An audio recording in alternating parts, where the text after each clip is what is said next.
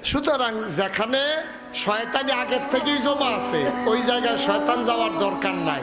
শয়তান ওই জায়গায় যায় যেখানে আমলওয়ালা আল্লাহওয়ালা লোক জমা হয়ে যায়, ঠিক কিনা বলেন? এখন 40 বছর ধরে যেই মানুষটার তাহাজ্জুদ কাজা নাই তার কাছে কি শয়তান যাবে নাকি যাবে না? শয়তান তো তাকে টার্গেট নিছে। তাহাজ্জুদের সময় যখন হয়ে গেছে, এই শেষ রাত্রে শয়তান এসে ওনার পা টিপতেছে, আরাম দিতে আছে। ওই আল্লাহওয়ালা লোকটা নাক ডাইকা ঘুমাইতে আছে, ওনার আর নামাজের খবর নাই। তাহাজ্জুদের সময় গেছে, তাহাজ্জুদের শেষ হইয়া ফজরের আজান দিছে, হুজুরের আর ঘুম ভাঙে না। তাহাজ্জুদ গেল, ফজরও যাইতে আছে।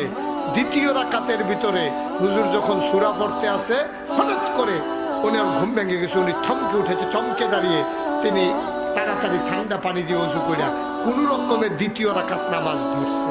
সুবহানাল্লাহ বলবেন না? দ্বিতীয় রাকাত নামাজ শেষ হয়ে গেল। সবাই যখন সালাম ফিরিয়ে নিল, ওয়াজিফা আদায় করলো, মোনাজাত হয়ে গেল, একজন একজন করে মানুষ বের হয়ে যায়। আল্লাহর ওলি তাকায়া দেখে মুসল্লি নাই, মুয়াজ্জিন নাই, ইমাম নাই, সবাই একজন একজন করে দূরে চলে গেল, মসজিদ থেকে বের হয়ে গেল। আল্লাহর ওলি ডাইনে তাকায়, বামে তাকায়, সামনে তাকায়, পেছনে তাকায়, কেউ নাই, মসজিদটা খালি। তিনি আবার চোখের পানি ছেড়ে দিয়ে আমার আল্লাহর সাথে কথা শুরু করে দিলেন। মাওলা রব্বে করিম, 40টা বছর কথা বলতে বলতে অভ্যাস হয়ে গেছে। তুমিও শুনতে শুনতে নিশ্চয়ই অভ্যস্ত। আজকে 40 বছর পরে আমি ঘুমিয়ে পড়লাম, আর তুমি না সজাগ ছিলা। 40 বছর ধরে তোমার সাথে আমি বন্ধুত্ব করলাম। এই বুঝি বন্ধুত্বের নমুনা, এই বুঝি দুস্তের নমুনা। তুমি আমার কেমন দুস্থ, তুমি আমার কেমন বন্ধু। আমি না ঘুমাইছিলাম, শয়তানে না আমারে ঘুম পাড়াইছিল। তুমি না জাগনা ছিলা, তুমি কেন তোমার বন্ধুর একটা ডাক দিয়া জাগাই দিলা না? قل جاء الحق وزهق الباطل إن الباطل كان زهوقا। একটা ফকির মানুষ, মিসকিন মানুষ অথবা হগিন্নি বেডি ঘরটার ভিতরে থাকে। এবারে দরজা খোলা থাকলেও যা, বেড়া থাকলেও যা, না থাকলেও তা। যেই বেডিটার ঘরে ভিক্ষার চাউল ছাড়া কিচ্ছু নাই, এই গরু কি সুর যায়? কথা কথা সুর যায়? ওই দিন দেখলাম যে যায়। বাংলাদেশ এখন এমন জায়গা তৈছে, ফার্ম গেটে একটা ফুড়া ফুড়া ভিক্ষা করতে আছে, হাতে যখন আরেক ফেল ফিরে ভিক্ষা করছে, পিছিয়ে দিয়ে আরেকটা ভিক্ষা দেওয়ার নাম লইয়া কাসান দিয়ে ফকটে লইয়া বাড়ি গেছে। বাংলাদেশ এই জায়গায় গিয়ে আটকাইছে। আরো কোন কোন জায়গায় গেছে এই ব্যাপারে পরে কথাইতে আছে, আস্তে আস্তে আগাইতে আসছি। মনোযোগের সাথে শুনেন, নড়াচড়া করেন না, হাঁটাহাঁটি করেন না। তো যেই কথাটা বলতেছিলাম, ভিক্ষুকের ঘরে, নির্ধনের ঘরে, যার ঘরে সম্পদ নাই তার ঘরে যেমন চুর ডাকাত যায় না, যার আমল নামায় আমল নাই, এই মানুষের কাছে শয়তান যাওয়ার দরকার নাই। শয়তান খেয়াল করে দেখছে আমার চাইতে আরো বড় শয়তান, ঠিক কিনা? কম সহজ হিসাব। শয়তানে গিয়েছিল, গিয়া সেটা দেখছে মারাত্মক বিপদ। শয়তানে ফলাফল যখন দুষ্টামি করতে আছে, খেলতে আছে, শয়তান মনে করলো এটা একটা লাড়া দিয়ে। শয়তানে ঘোড়ার বেশ ধরিয়া মাঠের ভিতরে গিয়া ঢুকছে। ঢুকার পরে ফলাফল হলো 10-15 জন খেলতে আছে। শয়তান গিয়া ঢুকছে, পরে মনে করছে যদি একজন উঠে একটা দৌড় দিয়া তারা কাইট করে হালাই দিয়া, তারপরে দৌড় দিয়ে আইয়া পড়লাম, খারাপ কি? এই চিন্তা করে শয়তান যখন মারো গেছে, ফলাফল সবজি খেলা ফালাই দিয়া ওই ঘোড়ারে বের দিয়া ধরছে। বের দিয়া ধরা সব ফলাফাইনে মিললা কয় যে সব ঘোড়ার ভিতরে উঠটা সেটা আমরা দেখি কি করণ যায়। তো ফলাফান হইলো 15 জন, ঘোড়া হইলো একটা। এখানে কানকুটিতে উঠা শুরু করছে, ল্যাঞ্জা পর্যন্ত উঠছে, 2 জন উঠছে। ফলাফাইনে কয় 2 গুল দিয়ে 2টা বাঁশ বান, বাঁশ বান্ধে ফিসি দিয়ে বাঁশ উঠ 2 জন। শয়তানে মনে মনে কয় মাপ চাই, কয় সারি নেই। শয়তানে এই ফলাফাইনে যেমনি বাঁশ বান্ধে বেড়াইয়া উপরে উঠছে, শয়তানে এই যে তোবা করে আইছে, এই এলাকা দিয়ে আর গেছে না এই জীবনে। সুতরাং যেখানে শয়তানি আগের থেকেই জমা আছে, ওই জায়গায় শয়তান যাওয়ার দরকার নাই। শয়তান ওই জায়গায় যায় যেখানে আমলওয়ালা আল্লাহওয়ালা লোক জমা হয়ে যায়, ঠিক কিনা বলে? এখন 40 বছর ধরে যেই মানুষটার তাহাজ্জুদ কাজা নাই, তার কাছে কি শয়তান যাবে নাকি যাবে না? শয়তান তো তারে টার্গেট নিছে। তাহাজ্জুদের সময় যখন হয়ে গেছে, এই শেষ রাত্রে শয়তান এসে ওনার পা টিপতেছে, আরাম দিতে আছে। ওই আল্লাহওয়ালা লোকটা নাক ডাইকা ঘুমাইতে আছে, ওনার আর নামাজের খবর নাই। তাহাজ্জুদের সময় গেছে, তাহাজ্জুদের শেষ হইয়া ফজরের আজান দিছে, হুজুরের আর ঘুম ভাঙে না। তাহাজ্জুদ গেল, ফজরও যাইতে আছে। দ্বিতীয় রাকাতের ভিতরে হুজুর যখন সূরা পড়তে আছে, হঠাৎ করে ওনার ঘুম ভেঙে গেছে। উনি থমকে উঠেছে, চমকে দাঁড়িয়ে তিনি তাড়াতাড়ি ঠান্ডা পানি দিয়ে ওযু কইরা কোন রকমের দ্বিতীয় রাকাত নামাজ ধরছে। সুবহানাল্লাহ বলবেন না? দ্বিতীয় রাকাত নামাজ শেষ হয়ে গেল। সবাই যখন সালাম ফিরিয়ে নিল, ওজিফা আদায় করলো, মোনাজাত হয়ে গেল। একজন একজন করে মানুষ বের হয়ে যায়। আল্লাহর ওলি তাকায়া দেখে মুসল্লি নাই, মুয়াজ্জিন নাই, ইমাম নাই। সবাই একজন একজন করে দূরে চলে গেল, মসজিদ থেকে বের হয়ে গেল। আল্লাহর ওলি ডাইনে তাকায়, বামে তাকায়, সামনে তাকায়, পেছনে তাকায়, কেউ নাই, মসজিদটা খালি।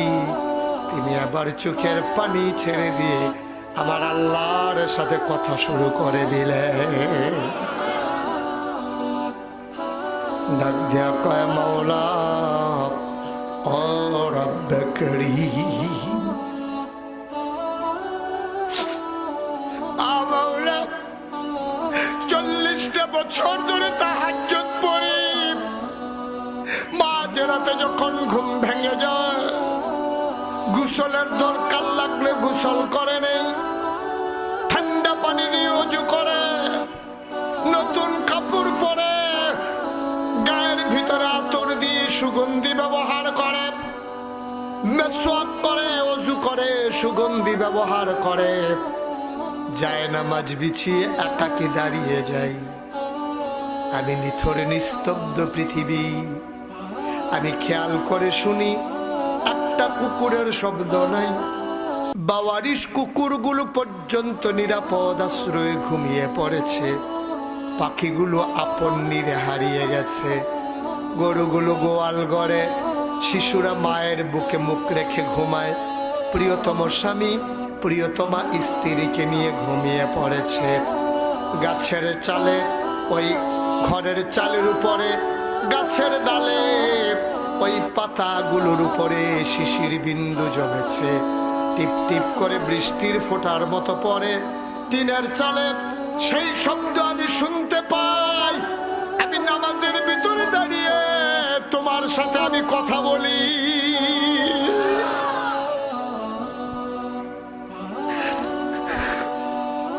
দিনের বেলা কথা বলতে ভালো লাগে না, সবাই তোমার সাথে কথা বলতে চায়। কেউ অসুখের কথা বলে, কেউ তার বিবির কথা বলে, বিদেশি সন্তানের কথা বলে, কেউ কেউ তার অভাবের কথা বলে, কেউ তার বিপদের কথা বলে। মাঝরাত নিথরে নিস্তব্ধ পৃথিবী, কেউ জাগনা নাই। তুমি তো আল্লাহ, লা ইলাহা ইল্লাহু। তুমি তো আমার এমন আল্লাহ, যে আল্লাহর মতো আল্লাহ আর নাই। লা তাখুযুহু সিনাতুন ওয়ালা নাওম।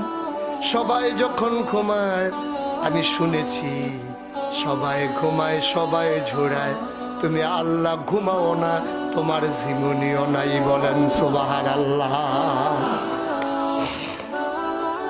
তুমি জাগনা থাকো, সবাই নাক ডেকে ঘুমায়, তোমার তো ঘুম নাই। মাঝরাতে খেয়াল করে দেখি তুমি আর আমি ছাড়া কেউ জাগনা নাই। এখন যদি তোমাকে কথা বলি, আমি ছাড়া, তুমি ছাড়া কেউ আর বিরক্ত করে না। তোমারে আমি ডাকি, তুমি আমার ডাকে জবাব দাও। আমি চোখের পানি ফেলে কেঁদি, তুমি তোমার কুদরতি হাত দিয়া মুছে দাও। আমি আমার কুদরতি, আমি যখন সাজদা দেই যায় নামাজের ভিতরে, তুমি তোমার বিছিয়ে দাও কুদরতি পা গুলা। আমি আমার চোখের পানি দিয়ে তোমার কুদরতি পা ভিজিয়ে দেই। আমি কথা বলি তুমি শুনো, আমি চোখের পানি ফেলে তুমি দেখো, আমার হৃদয়ের আকুতি, আমার কাকুতি মিনতি সব তুমি জানতে পারো, তুমি শুনতে পারো। সুবহানাল্লাহ।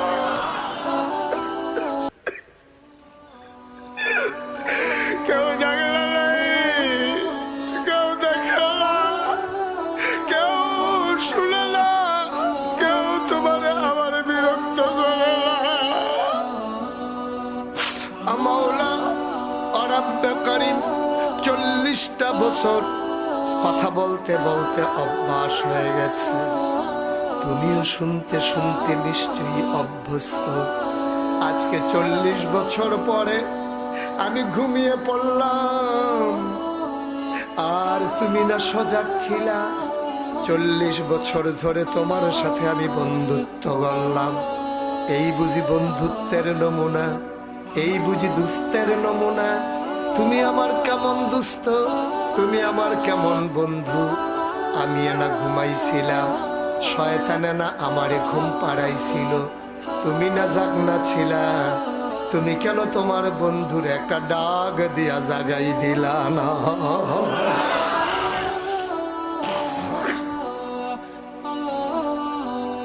তুমি কেন বললা না বন্ধুরে, বন্ধু আমি তোর অপেক্ষায়, তুই কেন এখনো আসস না, তুই কেন এখনো জাগস না, তুই কেন কুদরতি পায়ে সাজদা দেস না, চোখের গরম পানি দিয়া তুই কেন আমার পা ভিজিয়ে দেস না?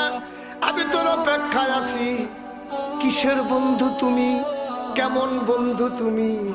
আমারে ঘুম পাড়াইলো শয়তান, তুমি আমার বন্ধু হইয়া সজাগ হইয়া, সজাগ থেকে তুমি তামাশা দেখলা, আমার একটা ডাক দিলা না। কি হবে এই বন্ধু দিয়া, কি করব বন্ধুত্ব দিয়া? আমার আর বন্ধুর দরকার নাই, বড় মান বড় অভিমান, চোখের পানি ঝরে অঝোর ধারায়, বুকের মাঝে যে মনে হয় যেন ভাতের মারের মতো টকবগিয়ে ফুটতেছে, কলিজাটা মনে হয় ফাইটা যায়, হৃদয়ে মানে না ওই বান্দা আল্লাহর ওলি চোখের পানি ছেড়ে দিয়ে কান্দে, তার কান্নার আওয়াজ ওই মসজিদের জানালা দিয়ে বাইরে চলে যায়। বান্দা আবার হাও মাও করে, বান্দা আবার মসজিদে গড়াগড়ি খায়, ডাক দিয়া কয় আল্লাহ ও মাওলা ও রব্বে কারিম, তুমি আমারে কেমনে ভুলে গেলা? তুমি আমারে জান্নাত দেবা না জাহান্নাম দেবা এই চিন্তা নাই, আমার প্রথম চিন্তা তুমি এখনই আমারে ভুলে গেছো। কিয়ামতের ময়দানে তুমি হাজার মানুষের সামনে কেমনে মনে রাখবা?